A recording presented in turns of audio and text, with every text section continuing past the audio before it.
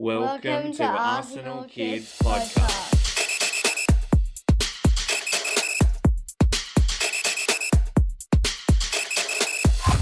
Hello there, welcome to Arsenal Kids Podcast. My name is Ben. As usual, I'm joined by my co-host Madi, and it is great to have you join us. Yes, hello listeners and welcome to episode number 71. Thanks, Madi, and can you let our listeners know what we're talking about on Arsenal Kids Podcast this time? This time in part 1 we are looking at tidbits of information from around the club over the past few weeks. Including checking in on how our men's team have gone over the international break, some of our younger women's players being selected for the Young Lionesses squad, plus an award for Edu, our technical director, and a 10-goal haul in a single game for one of our under-16 players. And then, in part number 2, we look at the women's team results against Southampton in the League Cup, where they defeated the Saints at St Mary's Park. And just a quick moment to say to you, our wonderful listeners, we hope you enjoy the content we're creating. If you do love what you hear, then please like, subscribe, rate, review wherever you listen to us, and stay tuned for more awesome Arsenal Kids content. And here is a great opportunity for you because we really want to hear from you. Yes, send us an email with your thoughts, feedback, any burning questions you might like. Your input will guide the direction we take, and we love your curiosity, so don't hold back. Email us at info@arsenalkids.com or connect with us via Facebook or Twitter. Just search for Arsenal Kids. Let's keep the adventure going together. Okay, let's dive into our news roundup, starting with Edu, our sporting director, who has won the Best European Director Award at Golden Boy 2023. The award is hosted by Italian sports newspaper Tuttosport and voted for by its board of legends. And it acknowledges Edu's work as our first ever sporting director, which he began almost a year ago after rejoining the club in 2019 as technical director. In his role, Edu oversees our men's, women's and academy teams and oversees the signings and contract renewals of our managers and key players. And this has played a huge role in our recent successes on and off the pitch. Congratulations, Edu. In other great news, one of your youth players scored 10 goals in a single game. Indeed, 15-year-old Denmark international Cheeto Obi-Martin scored 10 goals for the Arsenal under-16 side as they thrashed Liverpool 14 goals to 3 recently. Is it called a triple hat-trick? A triple hat-trick, I'm not sure, to be honest. I don't think anyone has scored that many goals before. But Cheeto has regularly been playing for the under-18s and even he's debuted for the under-21s this season.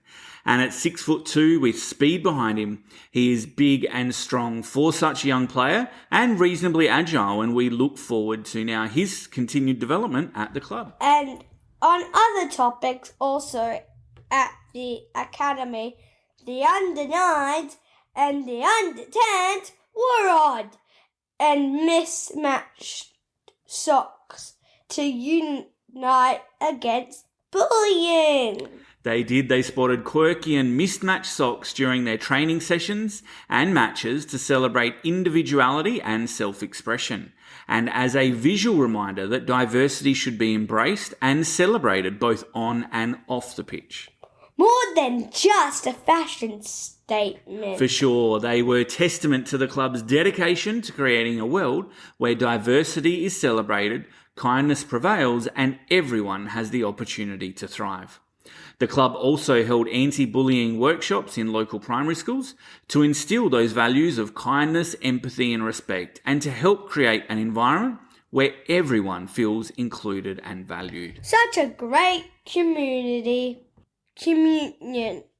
by the club during November's anti-bullying week. It is. Now, we're going to stay with the academy, but move over to look at how 6 of our women's academy players have received call-ups to England's under-19 squad for the last international window for this year.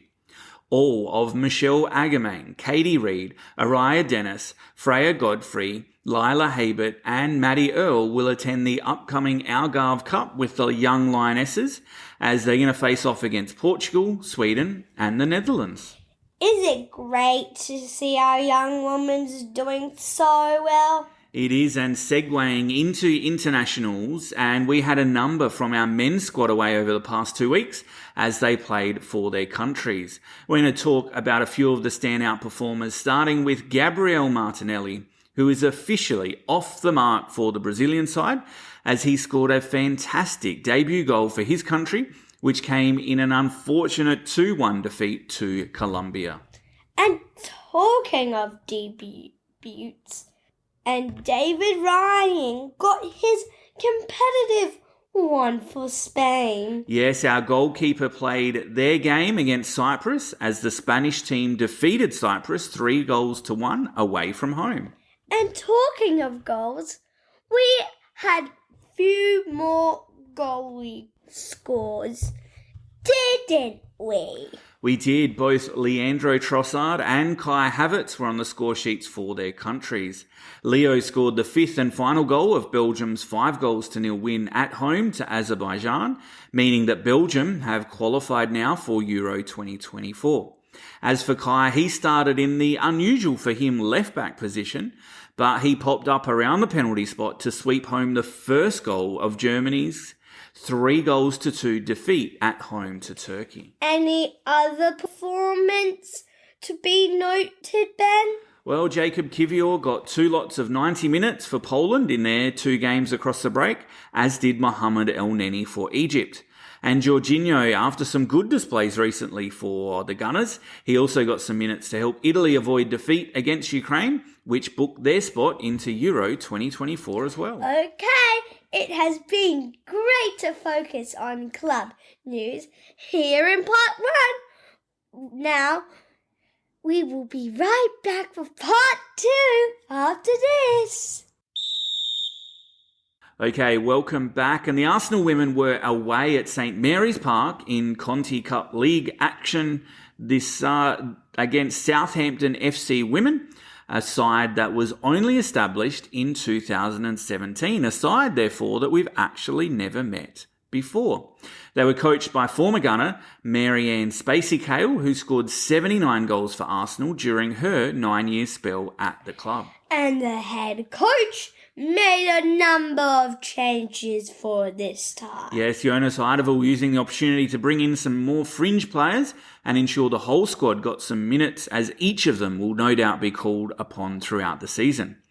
Returning from injury to the squad was Leia Codina in defence, and Leah Walty, who also wore the armband in the absence of Kim Little on this occasion. And the first half was not the best one have played this season. Yes, the ladies were a bit sloppy on the ball and passes missed their targets, which meant that the teams went in level at the break at 0-0, with Catherine Cool being Arsenal's standout performer to that point. But in the second half, we started to play football, but only after the Saints scored a goal. Yeah, Molly Pike scored the goal for Southampton, which to be fair was a great effort from the edge of the box into the bottom left corner after she was assisted by Katie Wilkinson. But we responded immediately. We did, with Frida Mornham scoring her second goal in as many games from the 6-yard box. But we were not done there,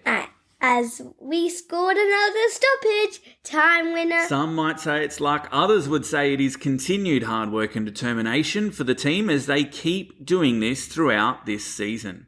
This time it was Amanda Illerstedt scoring her first ever Arsenal goal as she headed home from a Frida Mornham cross to make the score 2-1. And even after another 6 minutes of stoppage time, the team held on for the win, meaning it's now 2 from 2 for the women in the Conti Cup so far. And next up for the team, Ben? Next up, they play West Ham at Meadow Park this weekend before many of the ladies will head out on the next international break. Okay, well that's a wrap for this episode. Thanks again for joining us at Arsenal Kids Podcast. Oh, and you know how I said wrap? I could eat this podcast. Before we sign off, we want to express our gratitude for your continued support If you haven't already, please like, subscribe so you don't miss us in the future.